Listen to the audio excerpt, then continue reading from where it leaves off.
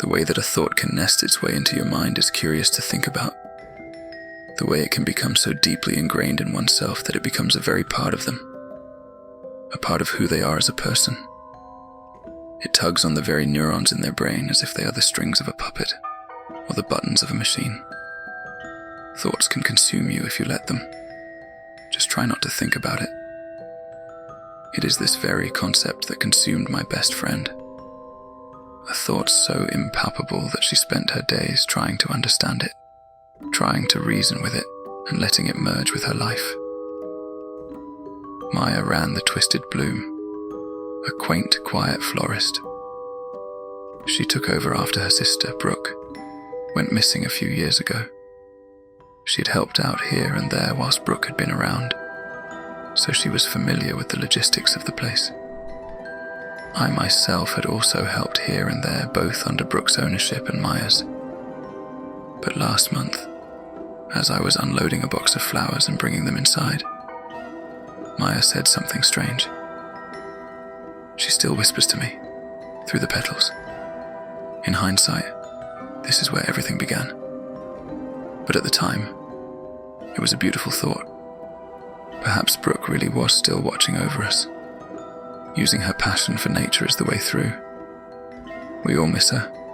I smiled gently as I spoke. I also feel closer to her when I'm around flowers. It's like she's still here. She is. Maya spoke this time not with the beauty of a metaphor or the comfort of a belief. She spoke with certainty, as though she had spoken to Brooke. She seemed dismissive of my sentiment, almost offended and angry that I had implied it to be comforting. I didn't speak further, I just nodded and continued helping. She had lost her sister. I had no reason to think her words were anything more than grief and finding her own comfort. Or maybe I just don't want to blame myself for not noticing. Before taking over the Twisted Bloom, Maya had studied chemistry.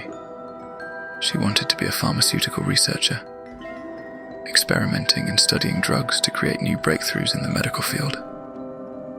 I always envied her decisiveness of job choice. I always found it so difficult to decide what I wanted to do with my life, or who I wanted to be. I always told myself that as adulthood came around, I'd realize the answer. But nobody tells you that adulthood doesn't just happen one day. It's gradual. The epiphany moment never came, and even as an adult, I have no idea where I want to go with my life. I think Maya felt that continuing the florist was essential, and she gave up on her chosen career. She never specifically said it, but I know it must have been hard on her. To not only lose her sister, but to lose everything she had planned. But running that place brought her comfort in continuing what Brooke had started, and I couldn't fault her for that. Brooke loved nature, and to let her love dissipate even after she had left this world just felt wrong for Maya. One way that Maya found to combine her interest with the Twisted Bloom was by using chemistry to help the environment. A few years ago, before Brooke went missing, she had been developing a solution that sped up decomposition and provided nutrients for plant life. She soaked a piece of paper in it and threw some seeds on top. The following morning, the paper was unrecognizable, as a rectangle of flowers bloomed in its place. It was beautiful. Brooke found it so exciting. A few weeks ago, Maya told me she was working on the solution more. I don't want it to be painful, she spoke solemnly. That was an issue with the previous version. Curiously, I asked, plants feel pain. All living things feel. I didn't like the way she was speaking. Something about it just felt off. She sounded sorry and remorseful. She's never been the spiritual type, so hearing her say something like this was very out of character. Still though, I only saw it as her emotions taking control. I had no reason to be suspicious. As the weeks went on, she said more and more ominous things, always about Brooke, or flowers, or both. I knew something was really wrong when she closed the Twisted Bloom last week. Even odder is that she didn't close it to focus on anything new. She stayed in the shop, working on her solution and staring at the plants. Sometimes I'd even catch her talking to them. "You look beautiful, sister." I tried to talk to her about it, but she was always so dismissive. She stopped even letting me inside, claiming I was making Brooke uncomfortable. Yesterday, she stopped responding to texts or calls. Today, I dropped by the Twisted Bloom, and I couldn't even see her through the window. Worried about her health, I broke a window around the back.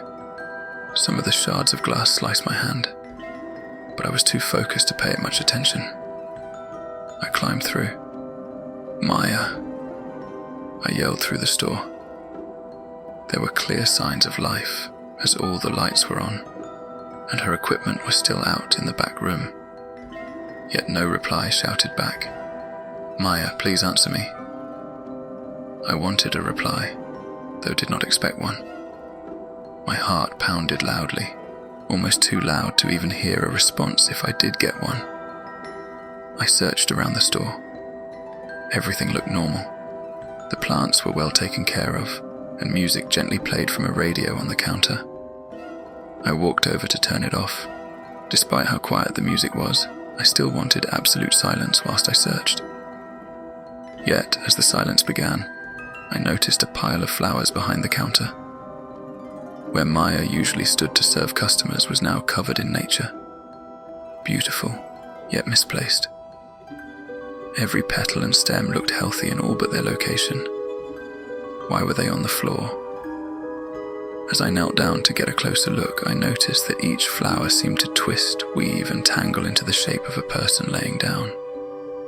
The face resembled Maya, a single stem showing her smile, with many more intricately woven to shape each individual feature of her appearance. It looked like a sculpture, an art piece. I wanted it to be. "Maya," I shouted into the air that now seemed thick. "When did you make this?" I put a hand on the counter to steady myself as I stood back up, feeling a burning sensation in my open wound. Glancing over showed the cause. A tipped-over bottle of Maya's invention, liquid spread over the counter, liquid that was now in my blood. She didn't manage to fix the pain problem,